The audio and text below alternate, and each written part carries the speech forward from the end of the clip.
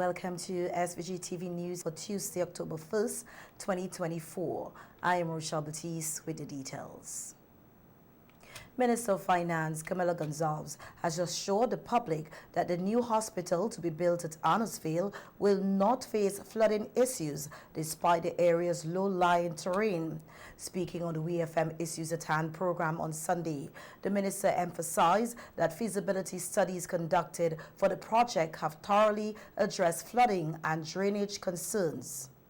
First design issues that was taken up by the World Bank from the very beginning. So they have designed a very extensive and very complex foundation and drainage system for the hospital. And I'm not an engineer, but the engineers who have studied it told me that there's absolutely nothing to worry about vis-a-vis flooding on that hospital. They're not building it like you build a house. They're not just going to dig down and pour some concrete and build. You know, they have a very complicated lattice type foundation structure that deals with flooding, that deals with drainage, and takes advantage of the presence of the river that is adjacent to the facilities. Gonzalez noted that over 10 engineers have reviewed the plans and expressed satisfaction with the design. While he acknowledged that the area is prone to flooding, he stated that such concerns will be a thing of the past once construction is completed. The number of boreholes that they have dug, the soil analysis that they've done, the analysis of the water table that they've done, the foundational assessments that they've done, we don't believe that there's going to be any challenge at all with the fact that that's an area that's prone to flooding. Additionally, one of the challenges that we have there where we say that area is prone to flooding is because of insufficient drainage in and around E.T. Joshua, old E.T. Joshua Airport and Graves and all the rest of it. So sometimes when the water is coming down during heavy rainfall, it gets backed up in the drains more so than the natural floodplain of the area. But all of those things have been taken into consideration. The new hospital is designed to accommodate 135 beds. The minister announced that plans to begin construction are expected to be finalized this week, which will create approximately 325 jobs on the island. The end of this month will be a concrete batching plant and some other infrastructural equipment. It's on the water, so if it doesn't arrive before the end of September, it'll arrive the first few days in October. It's on the water, and it is not coming from Taiwan. It's coming from South America because the company that built it just finished building 2 hospitals in South America, a children's hospital and a hospital of slightly larger than the one that they're building for us here. So they're just moving their equipment from there to here. We anticipate that hospital is going to have about 325 construction workers, and about 65% of those workers will be local. The groundbreaking ceremony for the project is scheduled for October 26th. The new hospital will be constructed at an estimated cost of $80 million. Richland Park will soon be home to a 7-day Adventist primary school, which is expected to accommodate more than 150 students. The groundbreaking ceremony was held on Sunday at the site of the new school.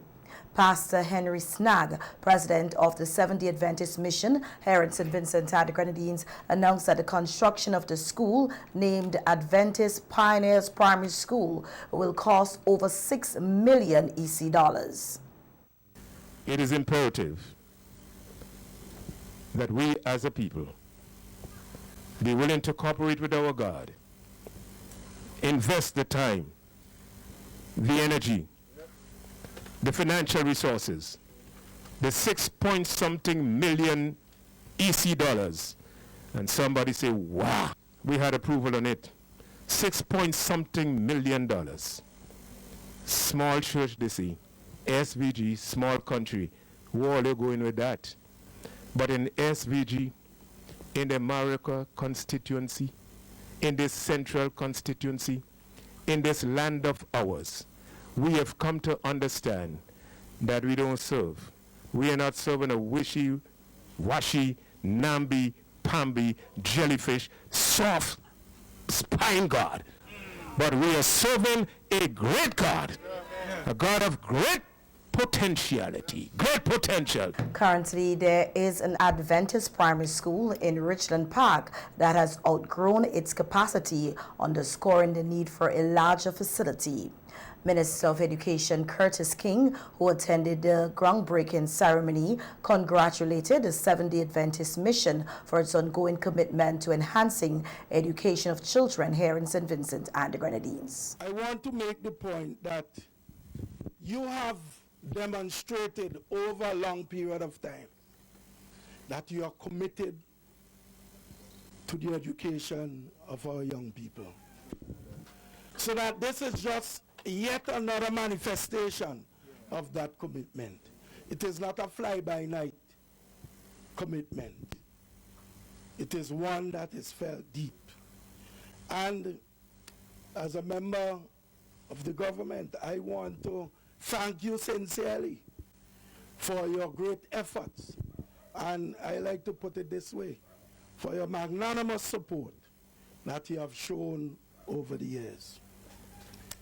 You know, at a time when there were no secondary schools, very few in and around the community, you stood out and you started a secondary school. To support the construction efforts, donations are needed. Minister King personally contributed 1,000 EC dollars and expressed the government's commitment to also providing a donation. It is not easy to give that kind of commitment, to mobilize this sort of resources, to do what you are doing. But you recognize the importance of doing it. And even as I close, I have to remind you that education is still that important passport to all the things that we would want to see. I'm pledging $1,000. And I'm going to make it over 2 payments. But I know, and you know, that, no, EC, we deal with EC.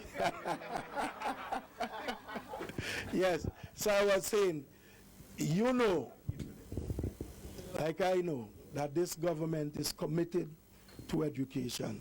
And I have no doubt, when you sit with the government, we will work out some arrangement where we will also, from a government standpoint, make that contribution towards the fulfillment of this project. The Seventh-day Adventist community operates several schools across St. Vincent and the Grenadines, reinforcing their dedication to education here in SVG. The Roads, Buildings and General Services Authority, BRAXA, is celebrating its 15th anniversary today. Chief Executive Officer Kim Bartholomew, who has been with the authority for 6 years, appeared on NBC Radio today to express his gratitude to the CEOs who preceded him. He reflected on his time at BRAXA, noting that while the job has been challenging, it has also been incredibly rewarding. Experience, I must appreciate those who would have started. The first CEO, Brian George, in 2009 would have, done tremendous work, he and his team, to lay the foundation for people like myself and other CEOs who would have come after, Ms. Myers, Mr. Jelly, so number of persons who would have acted. Yes, so I appreciate what they would have done, and they're part of our history and our legacy that we can celebrate today. I think when you love what you do, it's really important. I have a passion for what I do. It's my background. It's a very demanding task. At the end of the day, you may go home sometimes, overwhelmed, other times very satisfied that you are able to get the children back into school, get a school completed, get a project, off the ground and so forth. So you get a sense of satisfaction on a daily basis. And for me, that is valuable, very, very valuable. Yes. I know before we came on here, Colville asked you about the let's use the word population of BRAXA. He said about 400 persons. How is the relationship with these 400 persons? In observance of its 15th anniversary, BRAXA has planned a series of activities for this week. The special day, BRAXA is so busy every day. whether there's rainfall when persons are sleeping, enjoying their sleep, we are wondering which road we have to clear or which drain is blocked and so forth. So it's always so busy. But today, we first of all, as we celebrate, take an opportunity to pause, to give God thanks. So we are having a church service, 9 a.m. at the Kingston Baptist Church. We have some other internal activities, but this Friday, the 4th, we have Customer Appreciation Day at the commercial operations and the head office. So we appreciate our customers at Rabuka that go out there. We show some love to them. Currently, BRAXA employs 400 staff members who have been working diligently, especially following the passage of Hurricane Beryl. The CEO said BRAXA is committed to giving back to both its staff and the citizens of St. Vincent and the Grenadines. Rabuka at Kane Hall on Friday also, and in Kingston. And we are also teaming up with the Ministry of Health, will come on board with us to do some health checks. We work hard, so I have to make sure my pressure and my sugar. The following Friday, which is the 11th, we have a whistle stop. So we go from Barley up to Rabuka. I'm not going to say where we're going to stop, but we'll stop at several locations where we'll have a spin the wheel, and persons will have the chance to win something, win some sand or some blocks, things that we really want to just share that love. We have some internal activities with our staff to appreciate the hard work that they will be doing and they have been doing over the years. And we end it off at the end with a general staff meeting. And of course, we'll have a nice staff function, a lime somewhere, at the end, maybe on the beach somewhere. Vincentian Mariah DeGrads has been appointed as the new general manager of Flow British Virgin Islands, effective today, October 1st, 2024. With over 21 years of experience in the telecommunication industry at CW Communication, DeGrads joined Flow St. Vincent and the Grenadines in 2004. She's the first female leader in the company's 58-year history of operations in the British Virgin Islands. A news release from the telecommunication company states that in her most recent position as senior manager for commercial operations in the Southern Caribbean, DeGrads excelled in developing and executing innovative commercial plans to drive customer acquisition and revenue growth. DeGrads holds an associate's degree in business management from the University of the West Indies and a Master of Business Administration in marketing and sales management from the University of Edinburgh. Welcome back. In more local news now, we hear that the Royal St. Vincent and the Grenadines Police Force has launched an homicide investigation following the discovery of the body of 13-year-old Matthew D'Souza of Fair Hall. D'Souza's body was found on the beach at Sign Hill Bay on Monday, September 30th, 2024. The police say preliminary reports indicate that D'Souza's body was discovered naked from the waist down with apparent injuries to the head. A post-mortem examination is expected to be conducted to determine the exact cause of death. The police say they are currently pursuing all investigative leads and that one person is currently assisting with inquiries. The law enforcement agency says as the investigation is ongoing, further details will be provided where necessary and appropriate. The RSVGTV says it is taking decisive action to ensure a thorough investigation and bring those responsible to justice, and urge anyone with information that can assist in the investigation to come forward. And the RSVG police force is hosting a week of activities in honor of the elderly whose contribution to shaping the fabric of society is said to be often overlooked. The International Day of Older Persons is commemorated each year on October 1st to raise public awareness about the opportunities and challenges associated with aging populations. It aims to mobilize families, community groups, and stakeholders to address the difficulties faced by older persons. This year's theme, Aging with Dignity, the importance of strengthening care and support systems for older persons worldwide, encourages governments, policymakers, and social services globally to take concerted and sustained action to meet the physical, social, psychological, and health needs of older persons. The SVG-PF states that the influence of the elderly can be felt in every corner of the nation, from their years of service in various public and private sectors to their active roles in nurturing families and communities. This week, the organization is dedicated to giving back to the elderly through meaningful actions, not just words.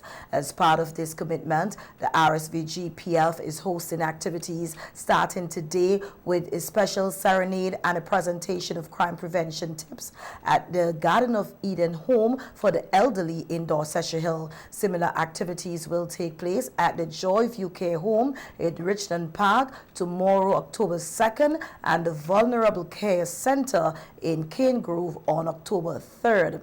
The week of activities of giving back will conclude on Friday, October 4th, with the distribution of food baskets to the elderly across the nation. The SVG-PF emphasizes that this gesture symbolizes its dedication to reconnecting with the community and, most importantly, to remind the elderly that they are cherished and their contributions to society have not been forgotten. Their legacy continues to inspire. In other local news now, we hear that hundreds of Girl Guides, Brownie, Rangers, young leaders, and guiders celebrated the 110th anniversary of Girl Guiding here in St. Vincent and the Grenadines at the Barley Town Square on September 21st, 2024. The event, titled Celebrating 110 Years with Peace, Commitment, and Friendship, including a parade featuring the Royal St. Vincent and the Grenadines Police Force Band, as well as a scavenger hunt, special songs, presentations, dances,